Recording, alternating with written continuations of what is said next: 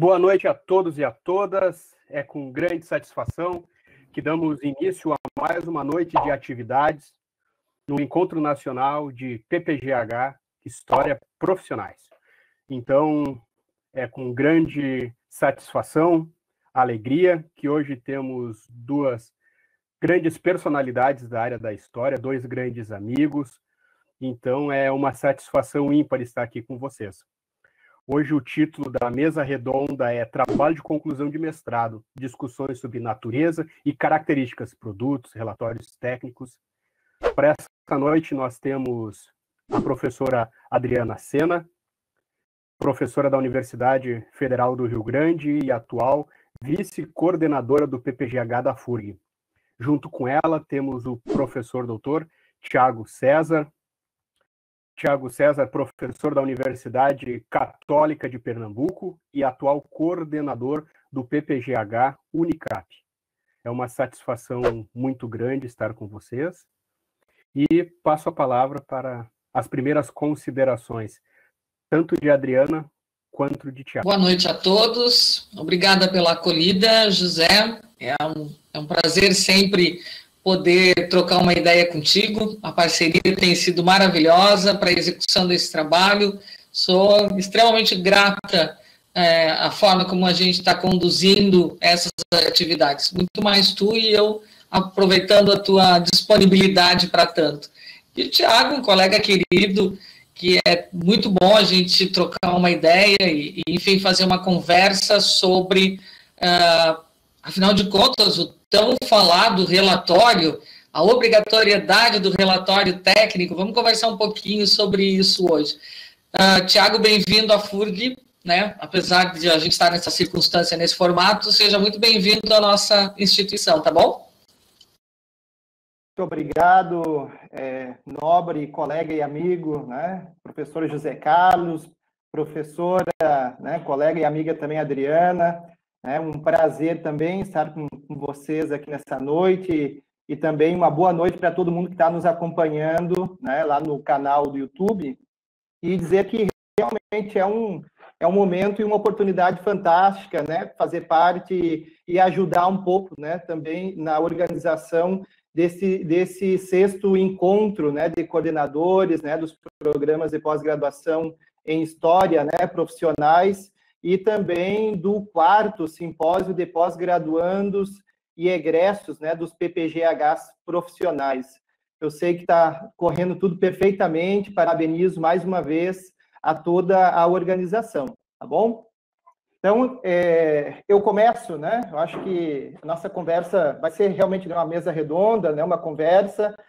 Antes de nós falarmos, né, precisamente sobre o relatório técnico, que eu acho que vai ser o momento auge, né, assim, da nossa noite, né, da nossa mesa redonda, eu gostaria de iniciar contando um pouquinho a história do nosso programa, né, o programa de pós-graduação em História aqui da Universidade Católica de Pernambuco, até para a gente entender por que a gente chegou a essa necessidade, não somente a gente, né, aqui do PPGH da Unicap, mas vários programas profissionais estão chegando, cada um no seu tempo, a essa necessidade de pensar, né, um trabalho de conclusão de mestrado e também, quem sabe, né, um relatório técnico para acompanhar esses frutos, né, esses resultados de uma pesquisa em História. Bom, né, tudo começa com a nossa proposta, né, a PCN, que é a apresentação da proposta de curso novo. A gente teve a nossa proposta aprovada, né, pela CAPES em 2016, finalzinho de 2016, então a gente nasceu ali, acho que foi em dezembro de 2016, e abrimos as portas, né, a primeira turma aqui em Recife, aqui na Unicap, em 2017.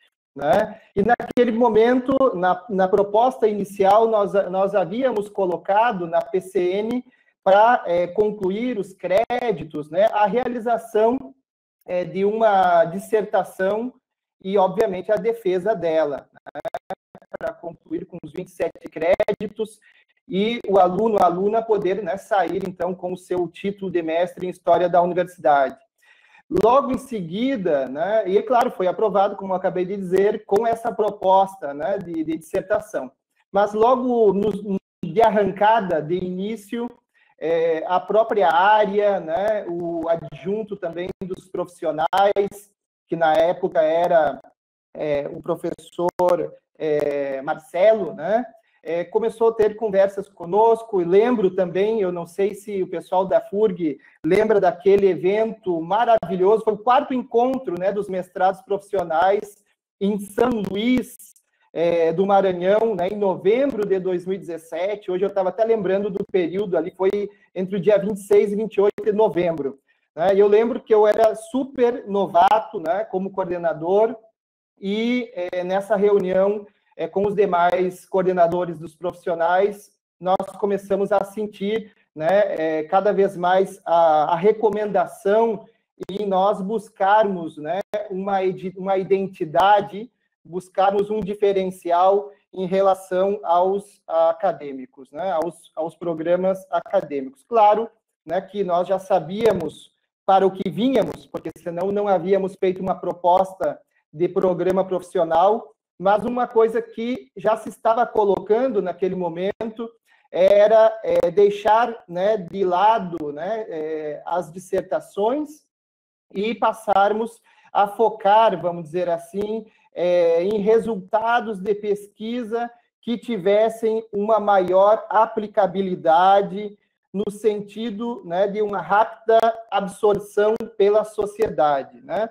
Então, eu acho que essa fala, ela casa, inclusive, com o título, né, desse nosso encontro, que é identidade, porque, de certa forma, né, assim como o nosso programa tinha sido aprovado com essa proposta, né, de dissertação como trabalho final, né, e depois a gente teve que se refazer, né, repensar, a gente pode falar, né, de uma caminhada desde então em busca da identidade. Eu acho que nós estamos cada vez mais, vamos dizer assim, com características próprias, mas acho que é importante, né, frisar isso, que foi uma busca, né, pela identidade dos cursos de pós-graduação profissionais, né? Então, dentro dessa linha, né, de raciocínio, a gente precisou, desde então, conversar no nosso colegiado, né, com os professores que formam, né, o time que forma o PPGH Unicap, para a gente ir migrando, né, outros programas também profissionais vinham fazendo isso, né? Nós não éramos os primeiros,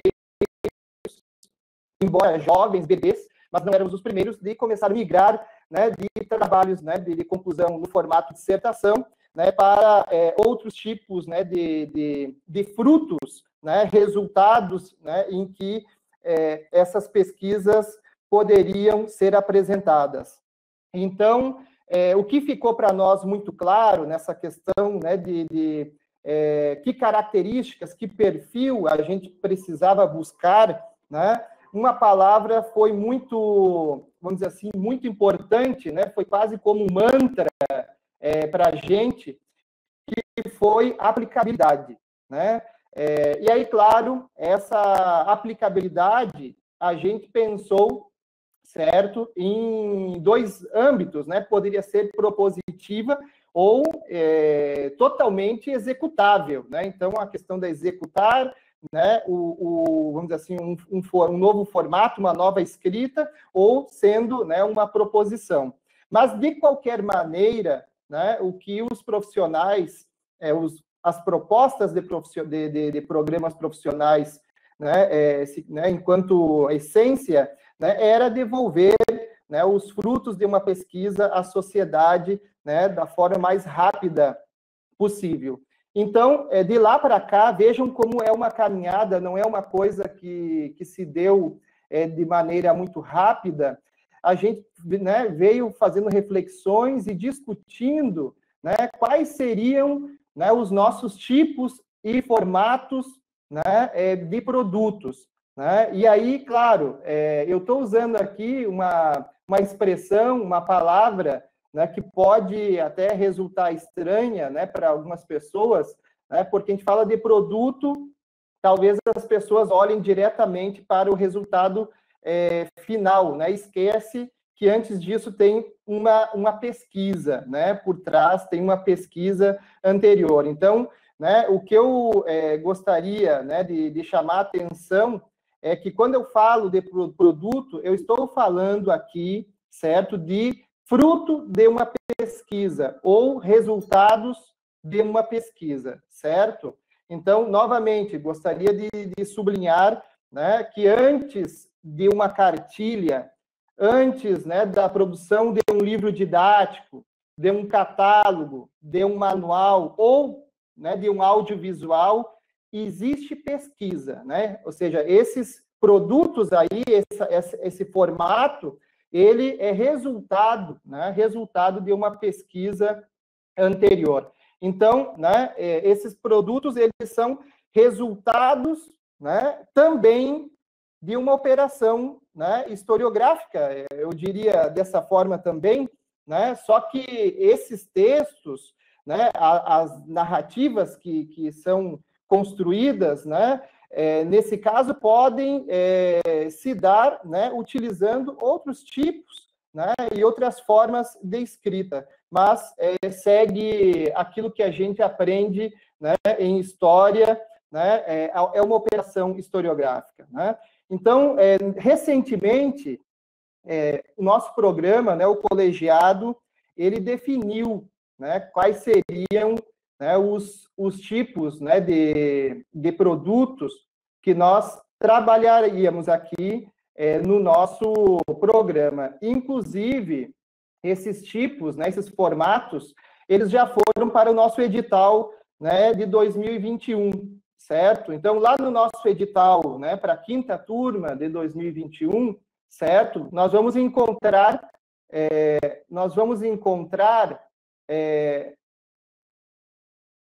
dentro, vamos dizer assim, dos itens que compõem o projeto, um item, né, lá no anteprojeto, que é especificar precisamente qual é a forma, né, qual é o formato, o tipo que essa pesquisa será apresentada. Tá? Então, só para definir isso, que a gente já contempla, então, já no próprio anteprojeto de pesquisa, esse formato. Tá? Então, ele deve ser escolhido a priori, embora, às vezes, aconteça de a gente ter que, vamos dizer assim, fazer ajustes, né? Se replanejar no meio do caminho, trocar, talvez, de um manual para um catálogo ou para uma cartilha, mas a ideia é já, durante a seleção, lá no anteprojeto, nós já vislumbrarmos esse item, que é o formato, ou o tipo, ou qual produto será gerado a partir de uma pesquisa em história. Sublinho essa questão. Tá? Então, quais são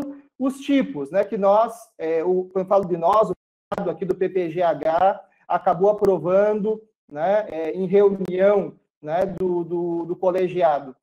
Em geral, documentos, né, documentário audiovisual, manuais da área de história, cartilhas, livros didáticos, livros paradidáticos, mangás, HQs, roteiros de visitação, exposições, projetos de criação de museus, organização de acervos, sites, fotobiografia, escrita videográfica, sites temáticos, livro de divulgação, catálogo, revista, e né, a revista é no formato magazine. E, logicamente, né, a gente deixa bem explícito já nesse edital de que não será permitida a realização de uma dissertação. Então, uma vez definido, né, como será apresentado o formato, né, o produto, o tipo, né, que vai redundar, que vai, né, vamos dizer assim, ser apresentado, defendido, né, a pesquisa, né, realizada, a gente chegou vamos dizer assim, na conclusão, a gente refletindo, pensando, que ficava muita coisa de fora, né? A gente sabe que a dissertação, né, ela tem uma outra forma, né, de aproveitamento de uma série, uma carrada, né, de documentos, de leituras, etc. E, dependendo do formato em que nos profissionais se apresenta o resultado de uma pesquisa, fica muita coisa de fora, né? embora o aluno, a aluna de programas profissionais, e aí eu falo do nosso, aqui do PPGH Unicap, também tenha que produzir artigos, né, participação também de capítulos, né, em capítulos de livros, apresentação em comunicações, em STs, que depois geram anais, ou seja, não há um descolamento com a produção, né, escrita, também é importante dizer isso.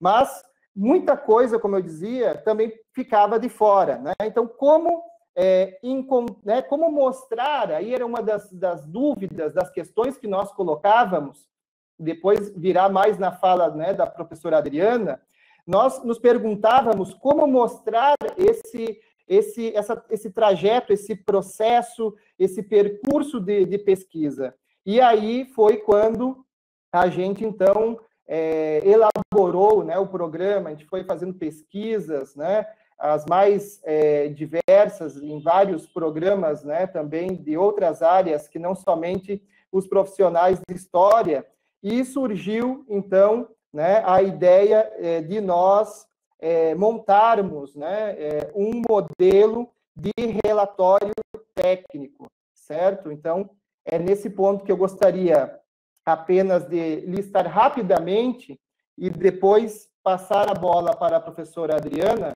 porque eu acho que é disso, né, e é isso que nós vamos tratar ainda hoje e vai ter, acho que vai suscitar talvez um maior debate, né? Então, esse modelo nosso, que agora nós vamos aprimorar ainda mais, sobretudo depois da fala da professora Adriana, tinha, né, e ainda tem atualmente, um formato, né, ou seja, 9 itens, né? Então, ele inicia lá com a introdução, né? O ponto 2 é discussão teórico-metodológica, o ponto 3 é a discussão sobre o formato, o ponto 4 é a apresentação do produto propriamente dito, né? O ponto 5 é a aplicação, né? A aplicabilidade, né, do produto. O 6º ponto são as considerações finais. Tem ainda o item 7, que é a listagem dos acervos e fontes, né, consultadas, lembrando, né, por isso que eu enfatizei logo no início, né, da minha fala, né, a gente fala de produto, mas o produto, ele é um produto, ele é fruto de uma pesquisa, né, então é o que resultou, e assim a gente tem que compreender, né, nessa nossa fala aqui, utilizando esse termo, tá certo? E aí, o ponto 8 seria a bibliografia e o ponto 9, os apêndices, certo? Então, eu acho que hoje, né, nós vamos ter um momento aqui de maior clareza, de outros aportes, inclusive, né, a professora Adriana agora vai nos trazer aportes, né, das ciências da informação e outras áreas que vai nos ajudar bastante a aprimorar e colocar, né, dentro das normas, né, das regras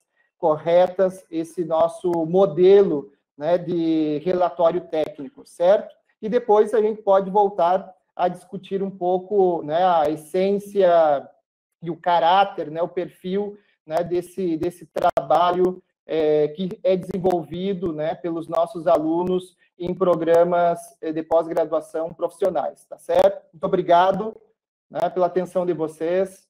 Logo voltamos. Passamos a palavra, então, à professora Adriana Sena. Olá, boa noite a todos. É um prazer poder conversar um pouquinho sobre, na verdade, sobre aquilo que a gente vem tentando também aprender e executar no dia a dia. Eu quero já deixar claro de antemão que eu não sou e não tenho formação na área de ciências da informação, como tem alguns colegas do nosso programa que têm essa competência e têm essa possibilidade de conversar.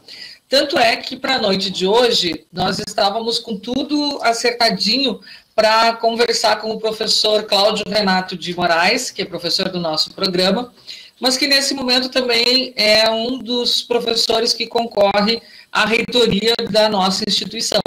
Então, por conta disso e por conta das regras dessa atividade, desse formato, ele não pôde participar conosco.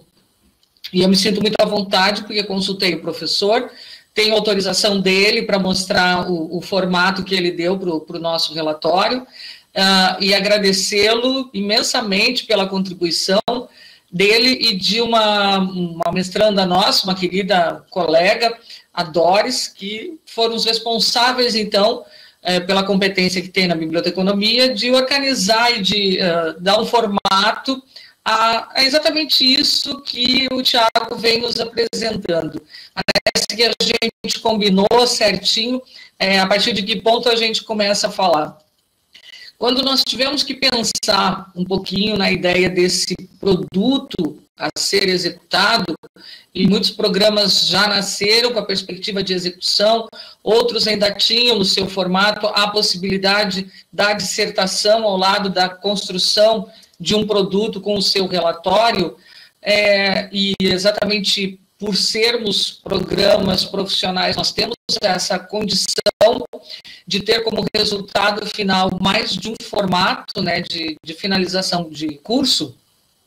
Nós estávamos com, segundo a coordenação adjunta da nossa área, com um trabalho quase que dobrado, né, exigindo do nosso acadêmico, do nosso mestrando, que executasse um produto final, pensasse sobre ele e escrevesse uma dissertação. Com isso, eu não quero dizer que o relatório final seja menos consistente do que uma dissertação. Na verdade, agora, quando a gente olhar um pouco do desenho dele, nós vamos ver que um relatório técnico é assim considerado se ele tiver, em média, 80 páginas. Menos do que isso, teremos que justificar, porque essa é a orientação padrão, em média, contando tudo o que deve ter, desde a primeira folha à última. Mas significa que a gente precisa pensar no relatório técnico com a mesma atenção que teríamos a uma dissertação. Eu quero chamar a atenção que isso refere-se à natureza da escrita do que a gente precisa apresentar no momento final de conclusão do nosso mestrado. Aqui na FURG nós o chamamos exatamente de TCM, Trabalho de Conclusão do Mestrado.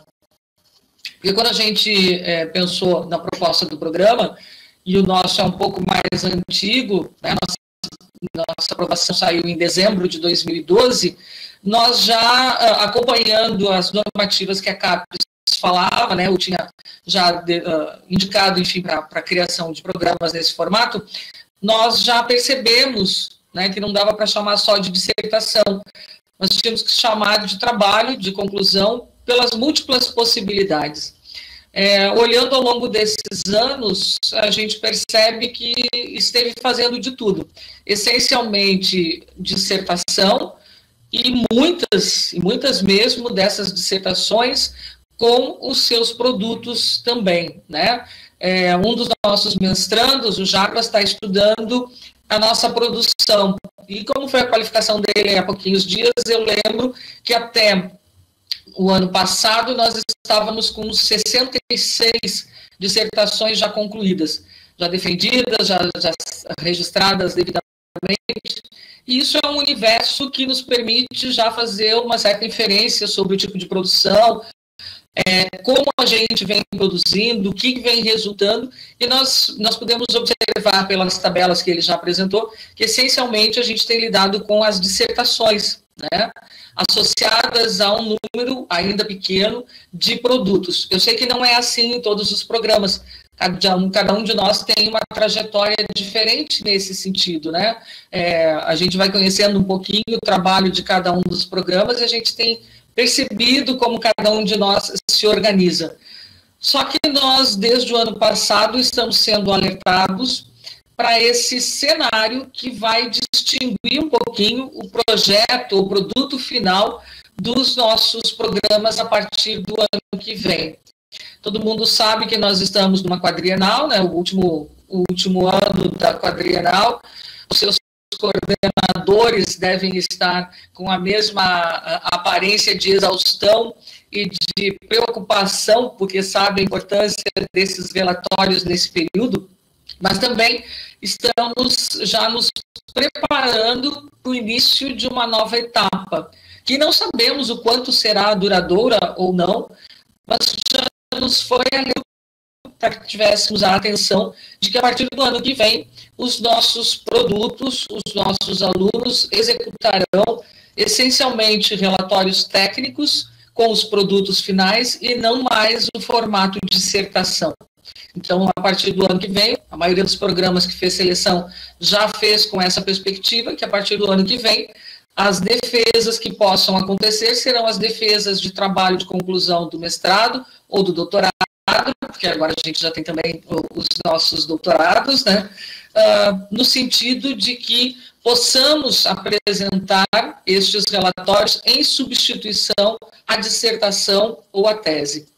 E, para que não perdêssemos a qualidade do que a gente já vem fazendo, nós procuramos fazer a adaptação do que seria esse relatório, para que ele também não fugisse ao regramento do que caracteriza um relatório. Então, ele não tem nada de diferente do que o Tiago falou. Na verdade, o que os nossos colegas aqui, que compõem com a gente o quadro, que são colegas da área da ciência da informação, nos alertaram, é para que nós tivéssemos a devida atenção no formato, para não incorrer em erros, né, na divulgação dos nossos documentos, dos nossos resultados, com o nome adequado, né? Porque quando você fala em relatório técnico, ele tem uma normatização e depois uma normalização que permite o seu formato de desenho, né? O seu formato de abrangência final.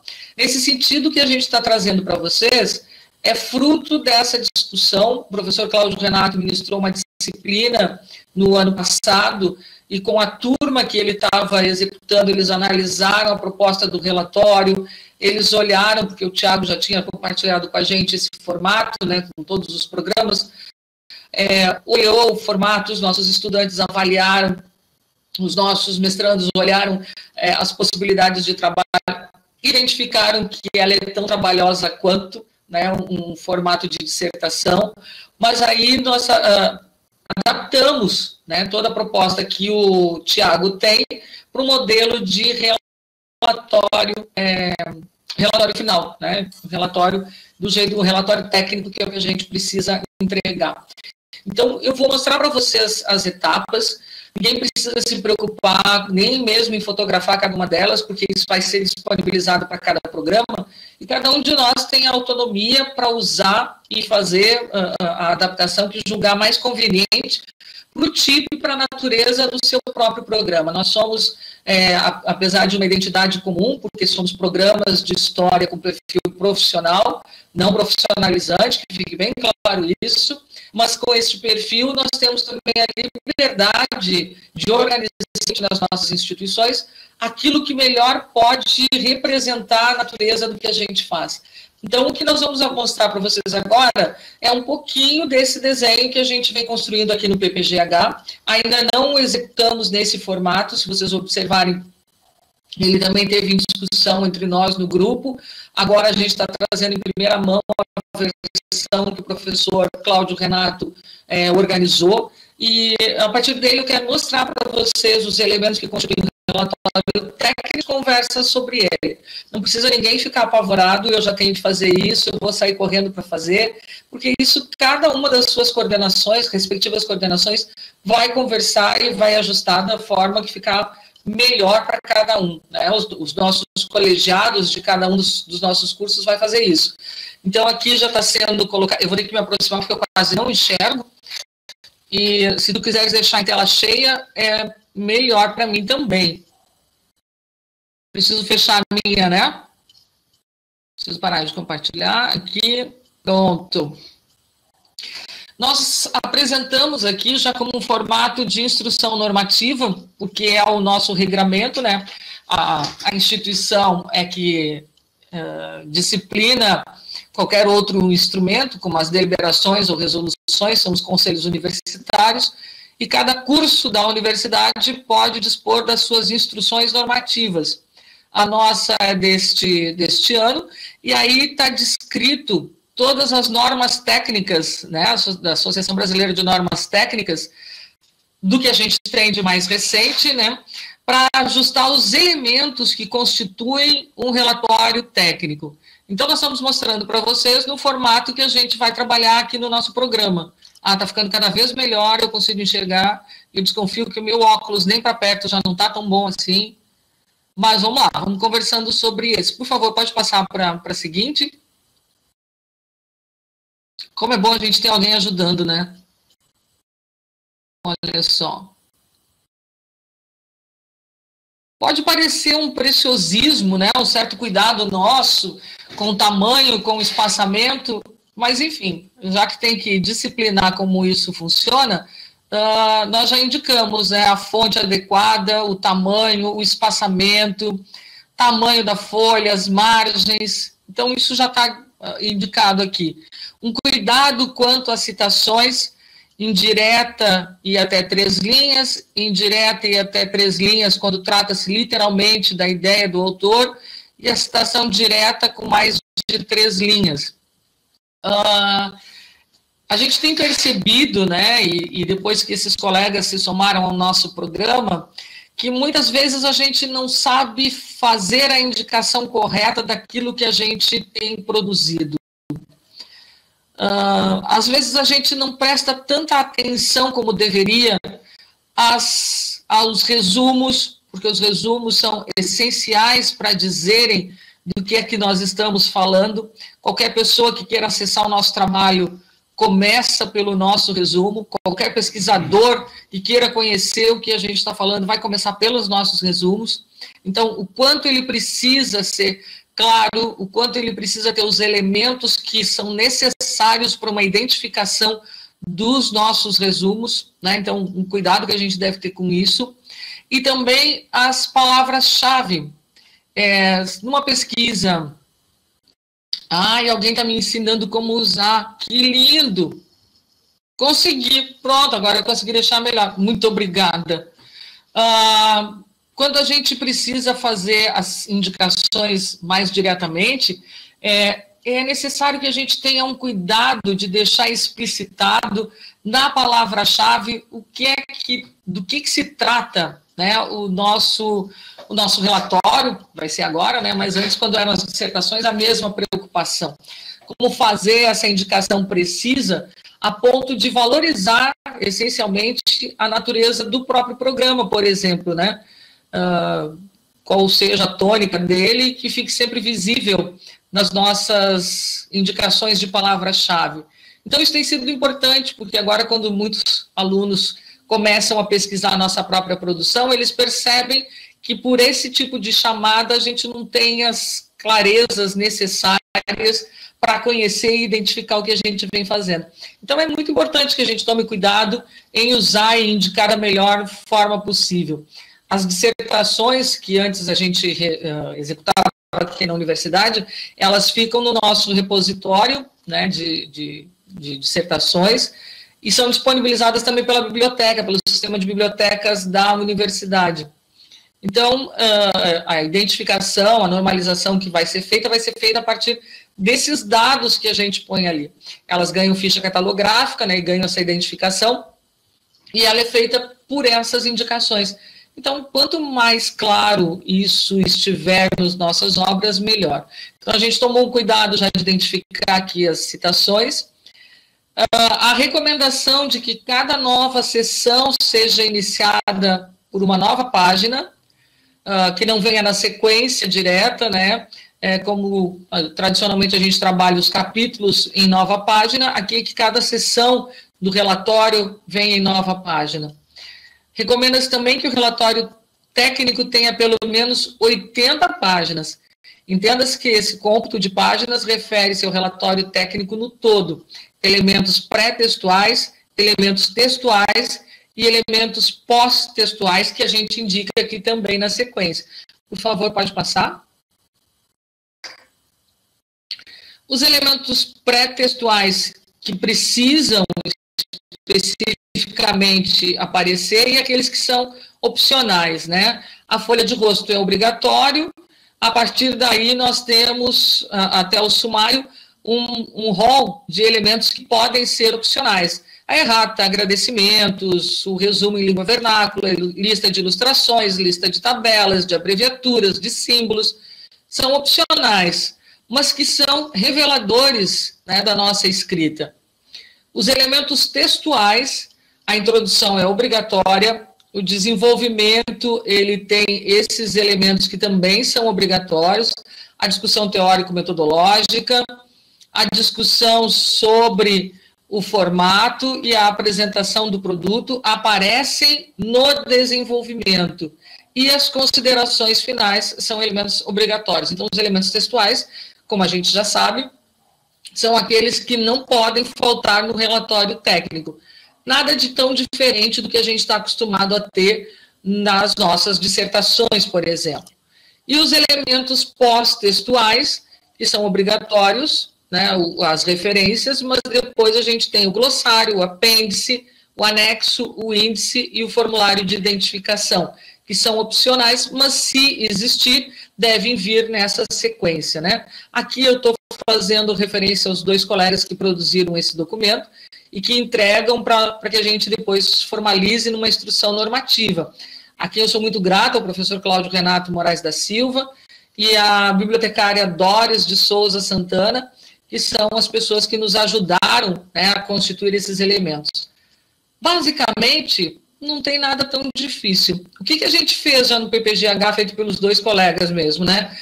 É este esboço, né, para que depois sirva de guia para os nossos alunos, no sentido de organizar o seu relatório. Então, tem aqui a folha de rosto, né, como já é de praxe, com as indicações que devem constar. Depois, propriamente dito, o nome do projeto, o título do relatório, o relatório técnico, aquela formalização que nós já conhecemos, com o nome completo do autor logo abaixo. Também outro elemento por nós muito conhecido, né, a indicação de orientador, dos membros da banca, né, com a data.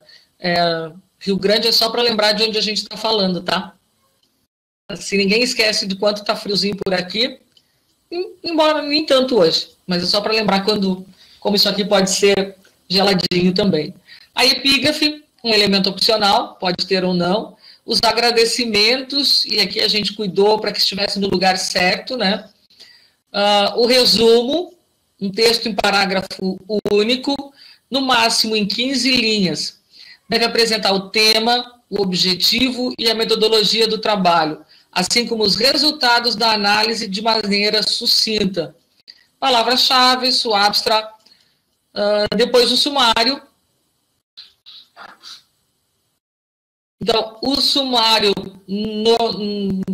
com o uso da numeração, que às vezes a gente tem dificuldade de acompanhar, né? Aqui a gente vai ter o sumário, o formato de elaboração do sumário, né, como está descrito ali pelas normas, a introdução, que nela já aparecem os objetivos, as razões da sua elaboração, problema de pesquisa, justificativa, vai aparecer aqui. A discussão teórico-metodológica, lembram que é exatamente a estrutura ali dos elementos textuais que nós precisamos garantir que existam, né? Com seus respectivos subitens. Então, esses subitens vêm identificados do jeito que aparece ali, né? Depois vem uma discussão sobre o formato do produto, a apresentação do produto, a aplicação do produto, as considerações finais, a listagem dos acervos e fontes, a bibliografia, e aí depois todos os elementos pós-textuais, como a gente colocou ali, se houver a necessidade, se você tiver para acrescentar. Vejam bem, por favor. Não, bom, podemos passar para esses elementos. A nossa introdução, a gente já ajudou a indicar o que precisa procurar para a sua escrita, né? A apresentação dos itens do projeto em texto contínuo, sem dividir em tópicos. Tema, objetivo, problema, hipótese, justificativa, referencial teórico, indicar conceitos e autores, procedimentos metodológicos. Basicamente, não foge ao formato de introdução que a gente vem executando, né? Só que aqui ela tende a ser um pouco menor, né, pela natureza do próprio relatório. Vamos adiante, por favor.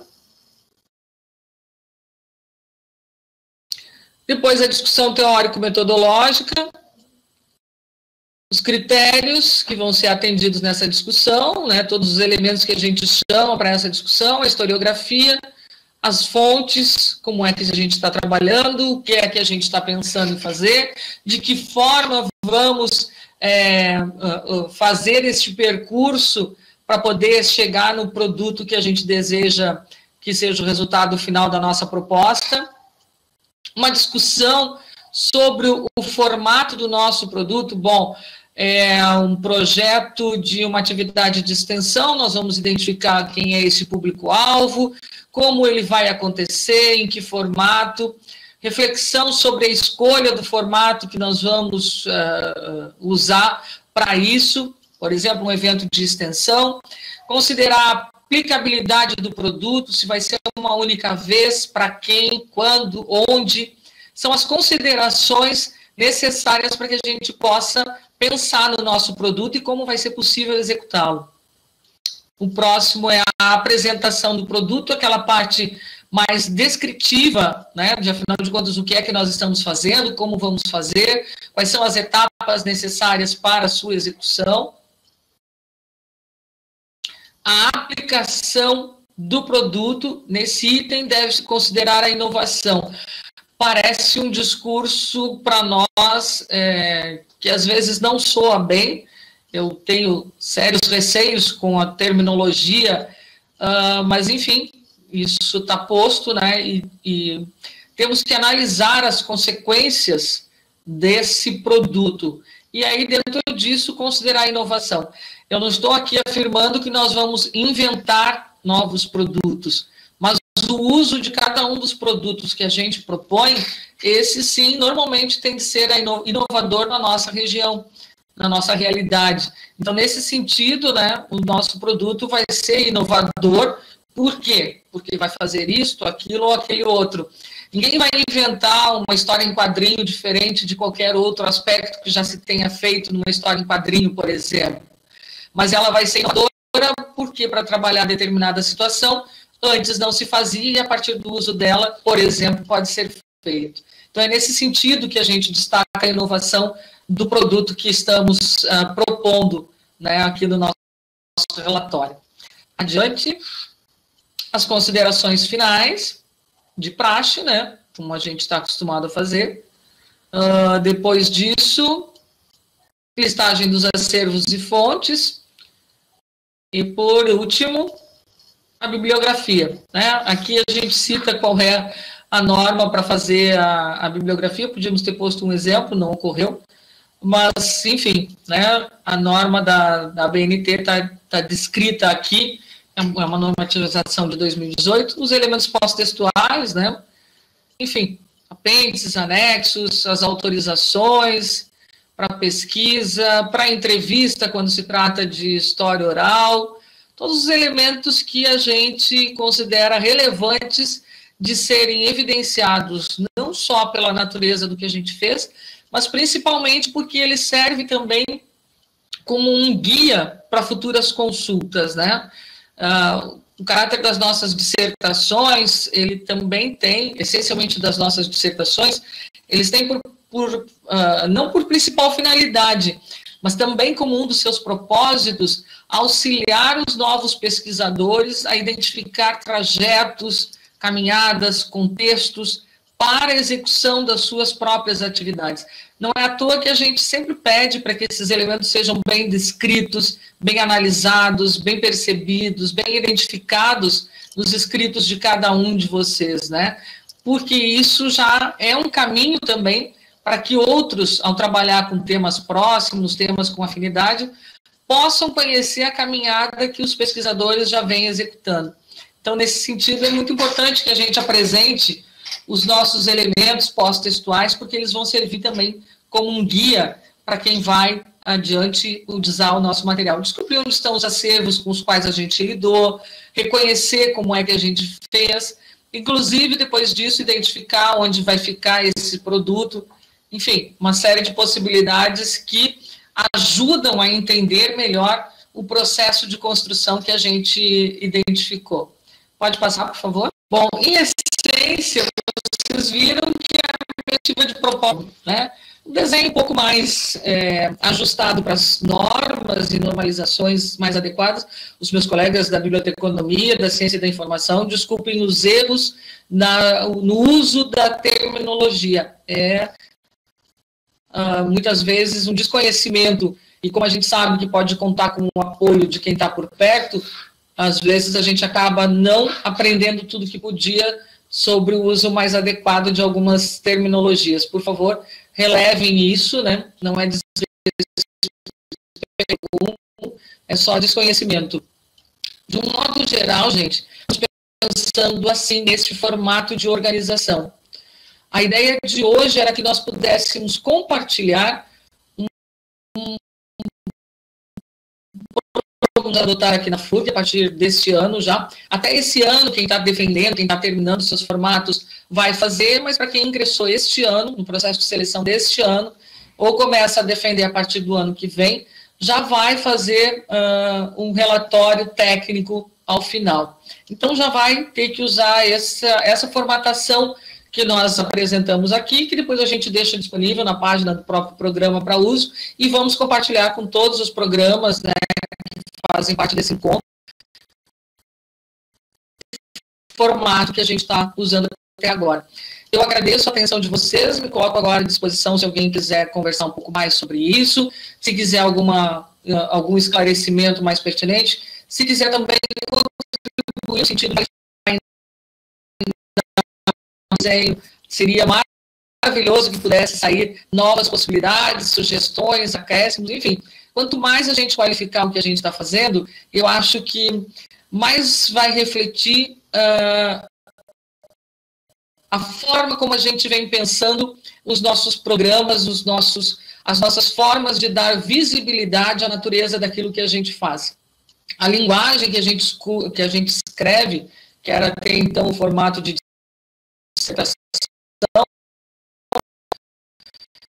eu acredito que a grande maioria concluiu os seus estudos de pós-graduação ou defendendo tese, dissertação, enfim, né? Não foi em outro formato, mas nós agora estamos aprendendo a evidenciar daquilo que a gente faz nos nossos programas, né? Talvez seja uma forma de começar a nos distinguir, não sei, mas dos programas acadêmicos, mas é uma forma que por hora nós vamos precisar utilizar. Então, o que a gente fez aqui foi um pouquinho no sentido de transformar esse desenho da cobrança em um regramento aceito pelas normas técnicas. Então, acho que a gente fica à disposição agora para conversar um pouco mais, né, Thiago? Isso aí, Adriana. Também parabéns, né, de arrancada aqui dessa nossa conversa, né, pela exposição. Vocês realmente se preocuparam bastante, né, com a normatização, com a normalização. Ficou excelente o trabalho. Acho que agora é uma boa oportunidade, né, para o pessoal que está nos escutando, os próprios colegas, para a gente continuar nesse sentido de cada um em cada programa, se apropriar e adequar, né, as suas características próprias, né? Isso. Obrigado, Thiago. Obrigado, Adriana. É justamente isso, né? Bem, o que nos define, né? Enquanto programas de pós-graduação profissionais. E principalmente, né, na área de história, bem, o que pode diferenciar um programa de pós-graduação profissional de um programa de pós-graduação acadêmico. E agora lembrando que, além do mestrado, também já há seleções para o ingresso no doutorado. Então, é algo que lá fora já tem a sua força, no Brasil está crescendo, e esse encontro e a quantidade de participantes é um reflexo do interesse que há nessa modalidade de ensino. E aqui eu vou fazer o meio de campo, tá bom, Adriana e Thiago? Aproveito também para agradecer o professor Wagner e os bolsistas Marcelo e Ayla por essa conexão, por essa realidade, essa materialidade aqui da transmissão no YouTube, ali no canal do PPG. E eu passo uma pergunta da Lucilene. para os dois, ok? Qual é o diferencial para análise do currículo? O encerramento com produto ao invés da dissertação. Qual o diferencial para análise do currículo? Encerrar com um produto ou com uma dissertação? Ou, melhor, conclusão. A conclusão do mestrado, não sendo uma dissertação. Qual é a variável que pode ter num currículo? Ou diferencial num currículo? Eu não acredito que seja um diferencial no currículo. Eu acho que são só formatos distintos de conclusão. O que a gente está chamando a atenção aqui é que os mestrados profissionais, os programas profissionais, eles atuam no sentido, e eu adorei a forma como o professor Antônio Liberac conceituou o que é um mestrado, o que é um programa profissional. Nós estamos trabalhando com profissionais, com pessoas que já exercem atividades nas áreas, ou que têm intenção de exercer atividades nas áreas que os nossos programas se identificam. Nesse sentido, eu vou tomar como exemplo a nossa realidade aqui. O nosso foco está na discussão de ensino de história, vivências e aprendizagens do ensino de história, né? Em ambientes formais ou não formais. Consequentemente, quando você termina o seu trabalho e põe um produto sendo mostrado, não para o mercado, mas sendo mostrado para os seus colegas, para os seus alunos, você está identificando uma natureza mais objetiva na execução de um trabalho que, no nosso caso, é garantido pela própria sociedade. Todos os colegas que estão atuando com a gente, que são professores do Estado, da rede pública, de escola privada, de escola municipal, ou eles tiveram afastamentos, ou eles estão ajustando os seus horários para participar das nossas aulas, mas eles vão retomar para as suas atividades, né? Muitos colegas que estão com a gente estão nesse formato, vão voltar para as suas instituições, para as suas escolas, para os seus lugares onde exercem as suas atividades, e vão levar como possibilidade de execução aquilo que apresentaram, que defenderam, que percebem como sendo possível de executar no seu local de trabalho.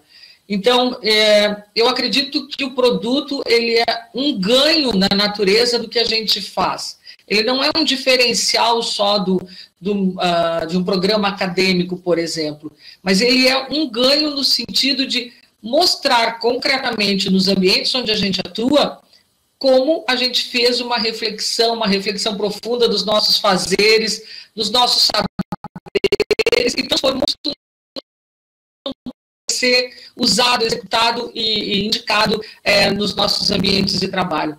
O resultado final, ele não impacta na terminologia da certificação que você recebe. Você sai mestre, você vai história do mesmo jeito que vai sair qualquer outro egresso de um programa acadêmico. Não tem essa distinção. Não é a natureza do escrito que o sujeito executa que vai minorizar o seu certificado, a sua certificação. Isso não vai acontecer de modo algum, porque não existe essa condição. O meu diploma de mestre é igual ao dos meus colegas que estão saindo aqui do nosso programa, são mestres em história da mesma forma. Então, nesse sentido, eu não acredito que haja distinção. Eu consigo imaginar que no futuro, e isso é uma perspectiva muito minha, a partir da minha visão mesmo, tá, gente? Eu começo a acreditar que o diferencial dos programas profissionais vai estar exatamente em a gente poder mostrar para a sociedade algumas execuções que outras pessoas teriam dificuldade. Eu não estou dizendo que o que o acadêmico faz não tem o seu sentido e não tem o seu valor, muito pelo contrário. Eu reconheço a importância do que se faz num programa acadêmico como extremamente relevante, mas eu destaco a pertinência do que a gente vem produzindo nos mestrados, nos programas profissionais, exatamente pela oportunidade de poder fazer uma reflexão séria, contundente, embasada em metodologia e em teoria que suportam o nosso fazer, as nossas práticas, sejam nos diversos ambientes com os quais a gente circula e lida profissionalmente, com as possibilidades profissionais que se abrem para nós a partir do momento de reconhecimento da nossa profissão, como o Benito falou ontem, né? Eu vejo isso tudo como um ganho para nós profissionais. Afinal de contas, a gente tem que ter ganho em alguma coisa também, né? Não podemos não imaginar que o nosso trabalho não vai ganhar uma projeção, porque eu acredito que vai sim. Talvez não do jeito que a gente gostaria, né? No sentido, por exemplo, da estrutura ou do suporte econômico dos programas, mas nós vamos ganhar uma visibilidade à medida que os nossos produtos se tornem mais conhecidos pela própria comunidade onde nós estamos inseridos. Então, eu considero que para os currículos, tu ter um produto final, ele é mais vantajoso do que só, que não é pouco, né, as considerações finais de uma dissertação acadêmica, por exemplo. Bem, de minha parte, é difícil dar uma resposta mais completa, né, do que a professora Adriana deu. Então, me resta apenas pontuar 2, 3 coisas básicas, né? Eu concordo completamente com o que foi dito, né? Então, acho que, vamos dizer assim, o bacana, o diferencial, o que a gente deve chamar atenção, né, o que difere, vamos dizer assim, o profissional do acadêmico, é justamente o aumento, vamos dizer assim, do leque de oportunidades de produzir conhecimento em história. Sabe, para mim, a essência, vamos dizer assim, o grande diferencial é esse, enquanto que, isso não é ruim, eu não estou dizendo que essa diferença seja ruim para os acadêmicos, né, ficarem só na produção, não é só, é muito importante, né, mas ficarem na produção de uma dissertação ou de uma tese, portanto, trabalhos, né, historiográficos, monográficos, né, a gente, né, abre, né, no caso, um leque muito maior e aí, claro, essa pegada também da aplicabilidade, de ser absorvido, né, pela sociedade de uma maneira mais rápida, isso pode também abrir outras oportunidades, como a Adriana disse, né, oportunidades de trabalho, inclusive, né, por que não falar também, somos profissionais, a nossa área de história já foi regulamentada, né, ou seja, já existe, né, a profissão de historiador, porque a gente também não se valer de alguns campos, algumas áreas de produção de saber ou produção de elementos né, da nossa área para ser também vendidos, no caso, né, comercializados. Eu acho que a gente tem, né, um certo cuidado, muitas vezes, né, com isso, mas se somos profissionais e o que a gente faz é de qualidade, passa por um programa de pós-graduação, por que a gente não pode também oferecer isso à sociedade, ao mercado, ou a quem possa valorizar também o nosso trabalho? Então, para mim, né, assim, não me estendendo mais, né, o bacana, o diferencial é abrir esse leque, né, de coisas que um mestrando, um doutorando em um programa profissional pode fazer, né? Porque, né, a qualidade, ela está avalizada, ou seja, quem, né, passa por um programa de pós-graduação vai ter o seu orientador, a sua orientadora, vai cursar disciplinas, né, vai ter outras coisas para somar os créditos necessários. Então, esse aluno, essa aluna, vai passar por uma escola de formação, né, de historiadores, por isso que eu até gosto desse nome profissional, né, vai acabar produzindo conhecimento em história de qualidade também, né? E o fato de nós podermos fazer outros tipos de produtos, ou seja, a gente pesquisa, né? A gente tem toda a nossa pesquisa prévia e apresentar os resultados em outros formatos, nos leva a pensar outros públicos-alvo. Eu não estou dizendo que todos nós aqui, a gente vem dessa escola acadêmica, né? Nós produzimos dissertações, a maioria de nós, né? Produzimos teses. E, normalmente, nós temos, não que seja isso ruim também, mas os nossos próprios orientadores, orientadoras, a academia, né, um público talvez mais seleto, e a gente sabe que, dependendo dos resultados que nós queiramos ter a partir da nossa pesquisa... Mas a gente voltou e a gente agradece, então, ao esforço de Aileen, Marcelo e professor Wagner também pela ajuda aqui. Mas eu não esqueci o que eu estava perguntando, né, Tiago? E que era você agora, a pessoa que iria nos ajudar. Bem, Tiago, quais são os critérios, Tiago, de avaliação? Os critérios de avaliação do relatório técnico. Certo. Eu falei um pouquinho antes, eu não sei até que ponto vocês me escutaram. Escutamos quase nada. Nada, né? Nada. Bom, deixa eu rebobinar, então, aqui o que eu já tinha, porque eu acho que eu tinha respondido praticamente o que eu pensava, né? Em relação a critérios, né, de avaliação. Mas lembrar que nós temos, né, dois momentos importantes, né? Acho que todos os programas têm, a qualificação e a defesa. Então, assim, como é que a gente faz aqui no PPGH Unicap? Na qualificação, né, já começa ali, né, os critérios, né? Como é que a gente avalia, né? Avalia a partir de um borrão, não lembro qual é o nome da pessoa que perguntou, né? Mas a gente avalia a partir de um borrão desse relatório técnico, certo? Junto com os resultados alcançados já da pesquisa. Ou seja, se o aluno, a aluna, está fabricando uma cartilha sobre a Revolução Pernambucana de 1817, por colocar um exemplo, né, ela precisa, né, trazer, ela ou ele precisa trazer já esses resultados alcançados, como é que ela está estruturando, etc., né, quais são, né, os assuntos que ela está valorizando, enfim, né, tem todos, né, os critérios, né, para essa, vamos dizer assim, esse formato de apresentação de uma pesquisa, que é, no caso, né, a cartilha, mas isso a gente vai saber como, olhando para os itens do relatório técnico. É isso que a professora Adriana,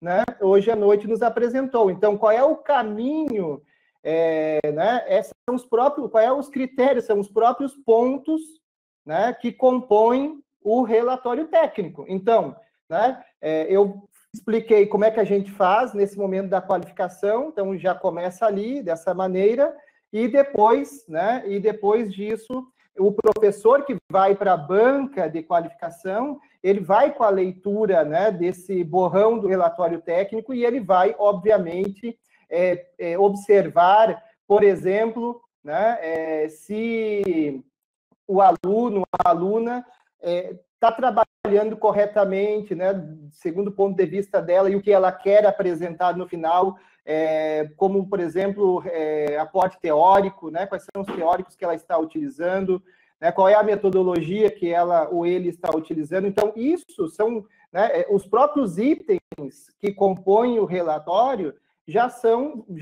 vamos dizer assim, né, os critérios, né, ou seja, é a nossa, vamos dizer assim, o passo a passo, né, de avaliação, os critérios de avaliação, ou seja, tem que estar muito bem fundamentado, né, todos esses itens que compõem o relatório técnico, né, a discussão do próprio formato, a apresentação, né, do produto, né, a aplicação. Então, se todos esses itens que compõem, né, o relatório, quanto mais bem, vamos dizer assim, preenchidos, mais bem, vamos dizer assim, desenvolvidos, né, maior vai ser, né, as críticas positivas em relação a esse trabalho, né, de pesquisa que está sendo apresentado na banca de qualificação e depois na banca de defesa, certo?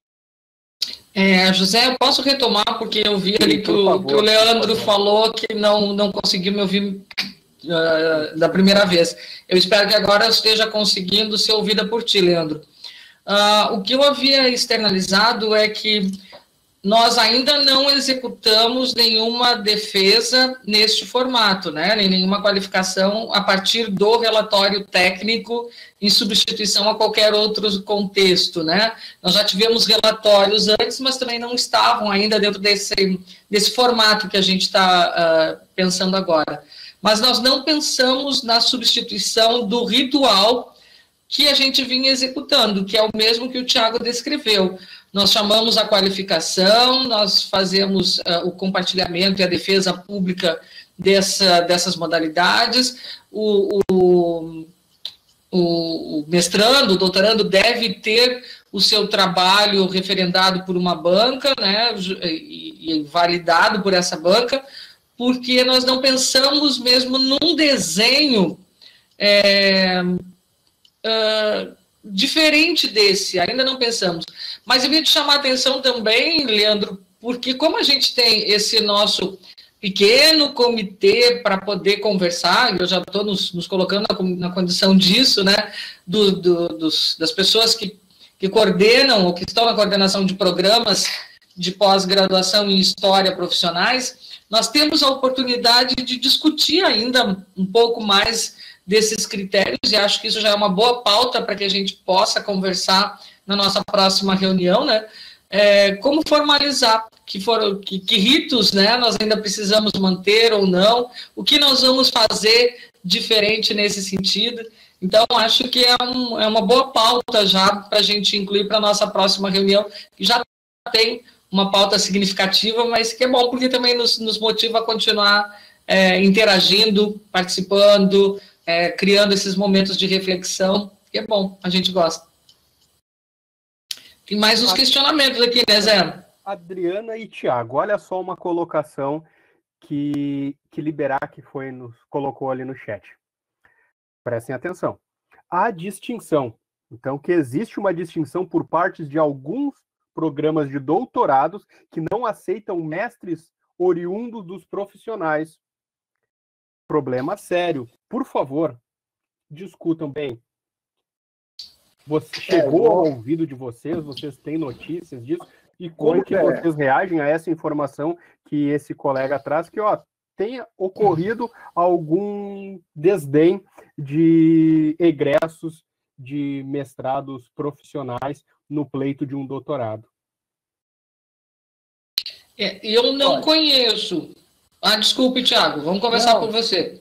Não, tranquilo, Adriana, pode ir lá, simbora. Eu não conheço essa situação. Ainda ontem o Benito nos apresentou uma relação de um trânsito bem tranquilo, por exemplo, nos programas na URGS, né, onde eles têm em rede nacional e tem um acadêmico, e os alunos transitam de um para outro. Não deveria existir nenhum tipo de restrição ao ingresso de egressos de mestrados profissionais em nenhum programa de doutorado, porque o título recebido, né, por um egresso nosso é o de mestre em História, ponto. Então, a partir disso, ele pode pleitear qualquer outra situação. Onde eu tenho visto esse cenário de distinção entre programas são nas fundações de amparo que, quando publicam editais, muitas vezes restringem a participação dos profissionais. Mas, tirando essa situação das fundações de apoio, pesquisa, enfim, de cada estado, porque cada uma delas também tem um comportamento diferente, eu desconheço esse contexto. E até acredito que, se a gente conhecer, ou se tiver noção disso, precisa ser um movimento nosso no sentido de refutar, porque não existe nenhuma legislação que permita esse tipo de aparte, né, de concorrência.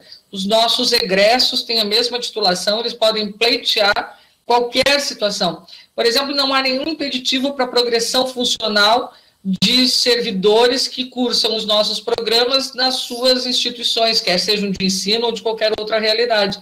Ele vai fazer, inclusive no critério das instituições federais, um técnico administrativo, um professor que queira fazer o nosso programa, ele vai ter progressão funcional, inclusive numa forma normalmente melhor aceita, por tratar-se de um programa profissional.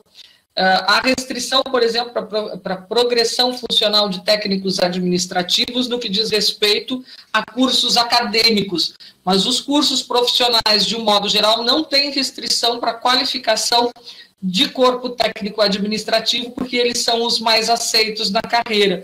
Então, eu acho que não deveria existir esse tipo de distinção.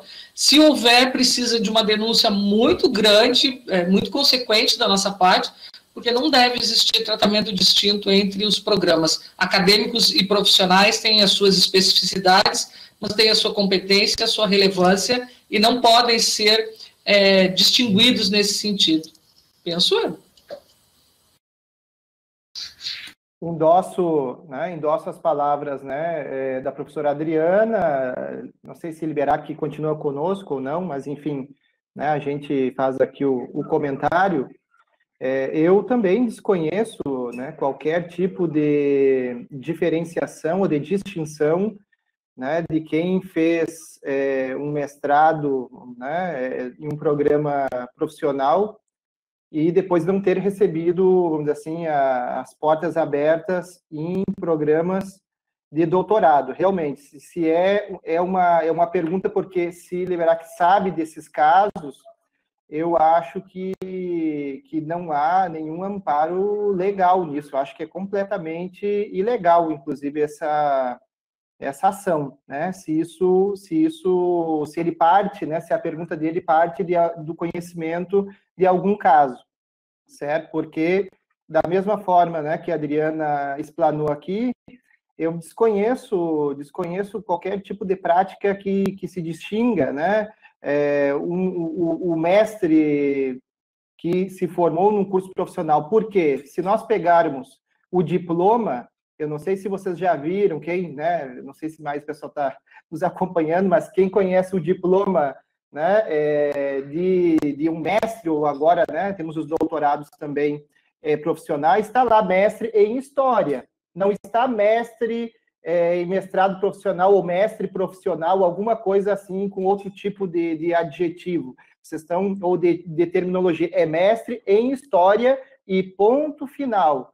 Então, não há nenhuma hierarquia, nenhuma distinção entre os mestres e doutores formados, né, em programas profissionais e em relação aos acadêmicos, até porque esse título serve para as promoções, que a gente sabe também de muitos egressos nossos que já utilizaram nas suas respectivas áreas e locais de trabalho, servidores públicos, né, em áreas do judiciário, por exemplo, e tiveram reconhecimento, tiveram suas promoções, né? E, enfim, para todos os efeitos, o título tem o mesmo valor legal. Acho que isso é importante salientar. Obrigado, Adriana e Thiago. Só mais uma questão ali. Concursos, seja para instituições privadas ou públicas, também não fazem distinção, correto? Correto. Perfeito. Não fazem distinção. A professora Eliana Hella, da UX, ela faz um apontamento interessante, que os TCM dos programas profissionais significam um retorno social em pouco tempo, né? E o que impacta isso na atuação do historiador. Queria que vocês comentassem um pouco isso, esse impacto no campo da atuação do profissional, né? Do profissional historiador.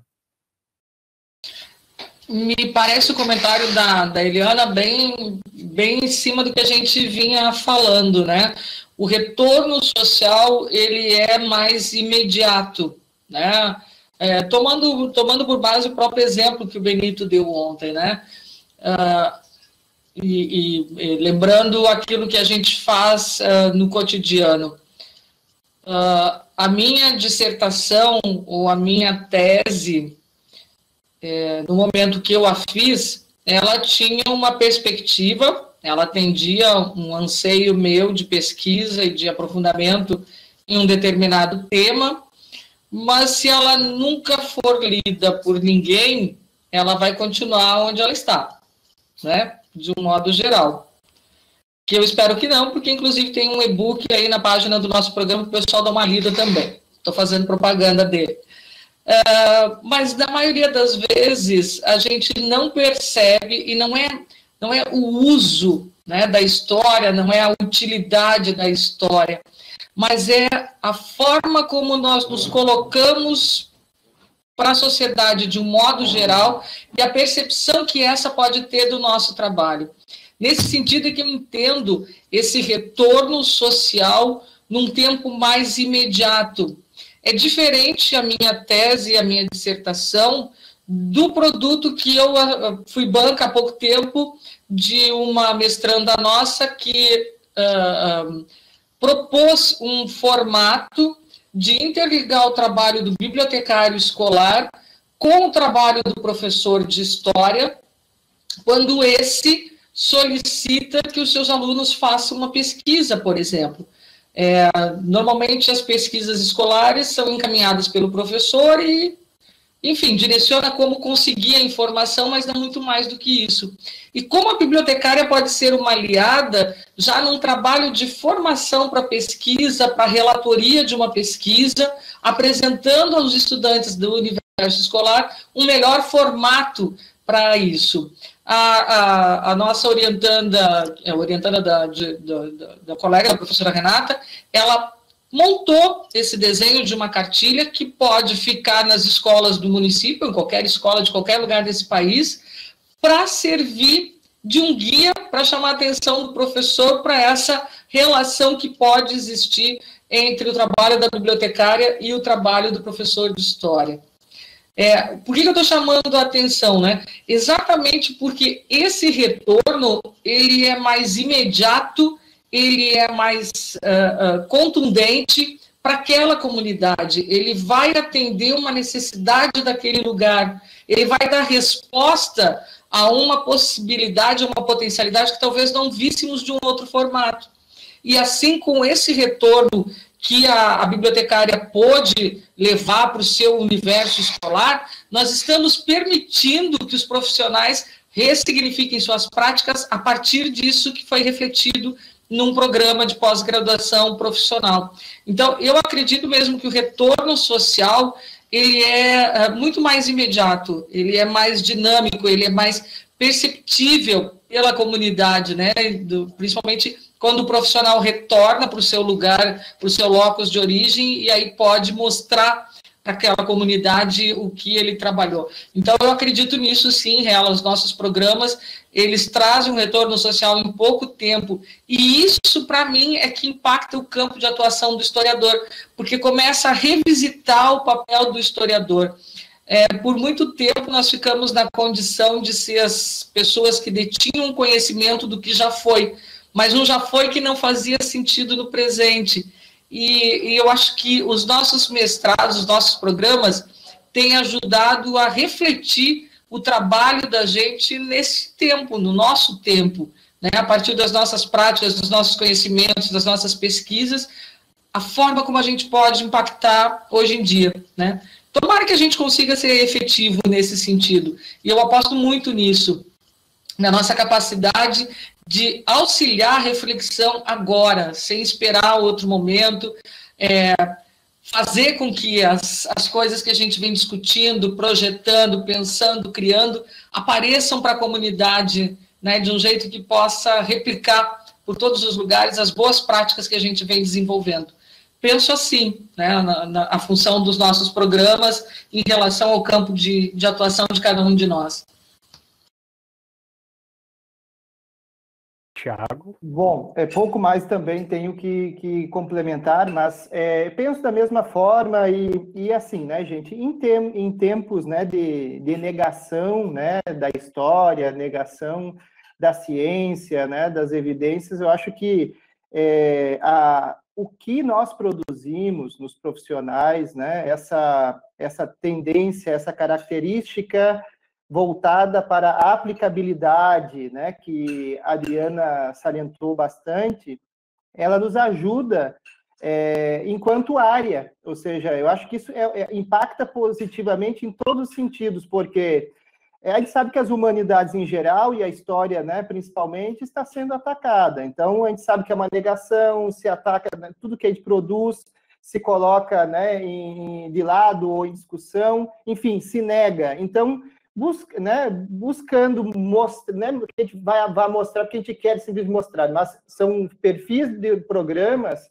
que mostram para a sociedade, de uma maneira muito mais rápida, o que a gente faz, né, o que a historiadora faz, onde os nossos conhecimentos produzidos num programa de pós-graduação, que é uma escolinha de formação, né, de historiadores, né, e de historiadoras, ou seja, onde pode ser aplicado, ou seja, é nesse sentido que eu vejo o maior ganho, né, o maior impacto, né, dentro dessa pergunta, né, da Hela, né?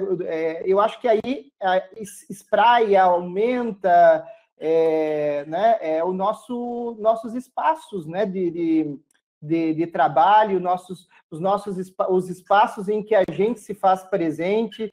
Então, e aumenta, obviamente, né, os espaços onde a gente pode mostrar o que o historiador, o que a historiadora faz, o que ele, né, ou ela produz.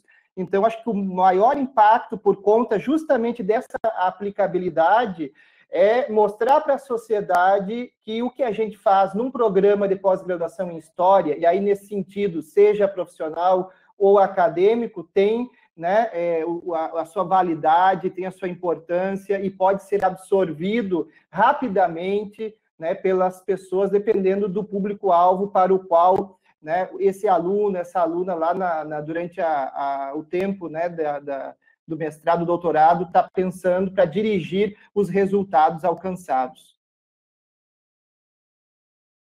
Obrigado, Tiago. Obrigado, professora Adriana.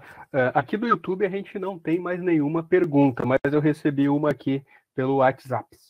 Tá bom? Alguém me achou aqui e me colocou essa questão, e eu coloco ela para a gente já ir fazendo uns encaminhamentos finais.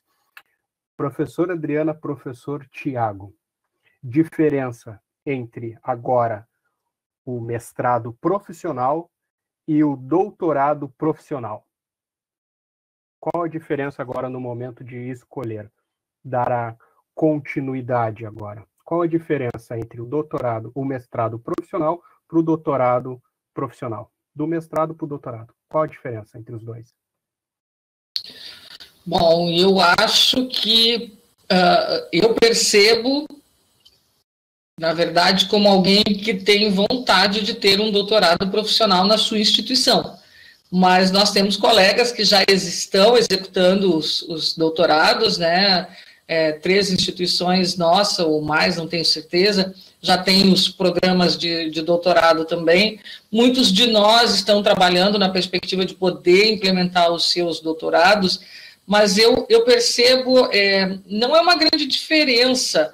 Eu acho até que eles se complementam como a gente faz isso na pós-graduação em nível acadêmico. A perspectiva do mestrado, ela te dá uma ampla visão e potencializa cenários que você pode direcionar melhor e aprofundar melhor depois no doutorado. Se perguntar qual é a diferença de um doutorado acadêmico para um doutorado profissional, eu vou voltar a frisar que está na natureza das propostas, né? O doutorado não abre mão do produto, mas acho até que isso poderia ser tema para uma discussão em que a RELA, a Federal do Rio Grande do Norte, né, já poderiam trazer elementos ali, a FGV. Então, esses outros colegas que têm uma experiência, inclusive, no encaminhamento de uma proposta para fazer essa discussão. Mas me parece que a potencialidade de poder fazer uma reflexão sobre aquilo que foi proposto no próprio mestrado, por exemplo. Né? Pode ser um produto do mestrado, a produção de uma revista, de um livro paradidático, de um evento. E o doutorado pode nos permitir refletir sobre essa potencialidade pensada no mestrado, a execução, a aceitação, os resultados propostos, eles podem e devem ser interpretados no doutorado. Penso que isso é a grande distinção de uma etapa para a outra, mas são etapas, né? A perspectiva do mestrado tem a mesma condição e foco que tem um acadêmico, e o doutorado depois, então, é um afunilamento, né, dessa proposta, mas com uma reflexão mais densa e mais aprofundada daquilo que pode ter sido só uma proposta no mestrado. O mestrado não tem a obrigatoriedade de investigar os resultados daquilo que propõe, mas o doutorado, sim, teria que fazer isso, né? Então, acredito que essa seja a principal distinção, mas te confesso que eu não tenho ainda a competência para isso. Então, logo a gente tenha doutorado, e eu espero que todo mundo esteja torcendo também por isso, aí eu vou poder falar com um pouco mais de profundidade o que a gente pensa sobre isso. De minha parte, José, também não me sinto muito cômodo, né, em opinar, assim, diferenças mais além das evidentes, né, de um mestrado profissional em relação a um doutorado profissional. Mas reforço o que também a professora Adriana acabou de dizer. Acho que uma das coisas assim que nos parece, pelo menos assim, muito evidente, básica, é que em um mestrado a gente pode trabalhar desde uma perspectiva propositiva, muitas vezes, né? Tem muitos trabalhos, muitos formatos, né, que podem trabalhar, né, com esse perfil propositivo. Vamos dar um exemplo para que a gente se entenda, né? Alguém faça todo um croquis, todo um projeto para a criação de um museu ou uma instituição de memória em alguma cidadezinha do interior aqui do sertão de Pernambuco, certo? Ou seja, é todo um projeto com tudo que leva. Então, mas é propositivo, porque, né, não tem como executar. Agora, essa questão propositiva, no doutorado, até por conta do tempo, você tem mais tempo de maturação, para fazer mais leituras, aí eu acho que muda, aí essa questão acho que tem que ser, não estou dizendo que vão fundar, né, museus, etc., mas deve mudar, porque muda tudo, né? Aí você tem que pensar formatos também diferentes para que sejam realizados, executados, de fato, no doutorado profissional. E lembrando uma coisa que todos nós sabemos, porque já passamos, né?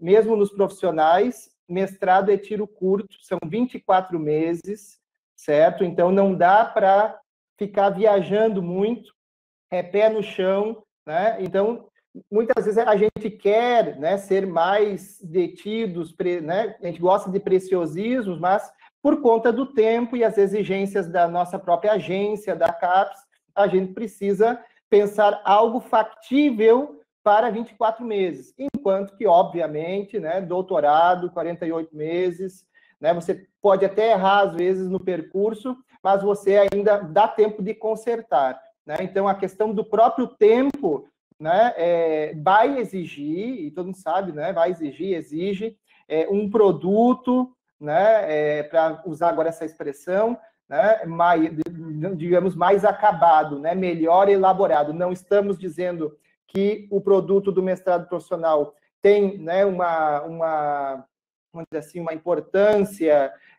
ou, né, um esforço menor, mas a gente sabe que é fruto de 24 meses, enquanto que o doutorado, o que você vai oferecer ali à sociedade, tem um tempo, né, maior, como eu disse, de maturação, né, de feitura, de tudo, né, de leituras, de pesquisa, né, enfim. Perfeito. Muito obrigado, professora Adriana. Muito obrigado, professor Tiago. E abro agora o momento para as considerações finais. Primeiro a professora Adriana e depois o professor Tiago. Eu espero que o critério para ser primeiro seja por ordem alfabética, não por idade, né, José? Se fosse por idade, eu ainda sou novinho o suficiente para ser a última. Bom, brincadeira à parte, é um prazer ter conversado um pouco essa noite sobre questões que nos dizem respeito, um prazer compartilhar desta mesa virtual, mas também um jeito de nos aproximar, né? De que outra forma nós teríamos estados tão distantes de um jeito tão próximo, trabalhando no mesmo ambiente. Acho que estamos à disposição para conversar diretamente com os nossos alunos nos nossos programas sobre essa nova realidade, sobre os aspectos que nos envolvem, com ampla liberdade de fazer as adaptações que julgar necessário, mas também com uma boa oportunidade da gente ir afirmando a nossa própria trajetória. Isso é o que nos motiva, isso é o que nos alegra, né, e faz a gente ter vontade de qualificar ainda mais os nossos programas, né? Dá uma vontade danada de ter um doutorado também, só para saber como é que vai funcionar tudo isso. Um beijo a todos, um abraço carinhoso, distante, mas muito afetivo. Um abraço. De minha parte também, somente agradecer, tá, Zé, né, nosso querido professor José Carlos, né, pela acolhida, né, pela paciência também de vocês que estão aí nos bastidores, por conta da qualidade da nossa internet. Também quero novamente reforçar aqui o agradecimento, né, pelo convite, também por essa parceria, né, e ter feito parte dessa mesa junto, né, com a professora Adriana, e, né, agradecer a presença e também a atenção daqueles que estiveram conosco hoje à noite. Muito obrigado por tudo. Obrigado, professora Adriana, professor Tiago. Reafirmamos, então, que a palestra de hoje, mesmo com todos os seus percalços de conexão, ela vai estar disponível no canal do YouTube do PPGH FURG, assim como a palestra do professor Benito Schmidt da URGS já está lá também, essa logo mais também estará. E agradecemos novamente ao professor Wagner, a Marcelo, a Ayla pelo suporte técnico no dia de hoje, e convidamos a todos e a todas a se fazerem presente no último dia do nosso evento, amanhã, compartilhando então da última mesa redonda que vai ser intitulada Trajetória dos PPGH Profissionais e Perspectiva de Futuro, com os palestrantes professora Júlia Silveira Matos, da FURG, Eliana Hella, da UX, e a Dailson José Rui, da Unifal de Minas Gerais. Então, até breve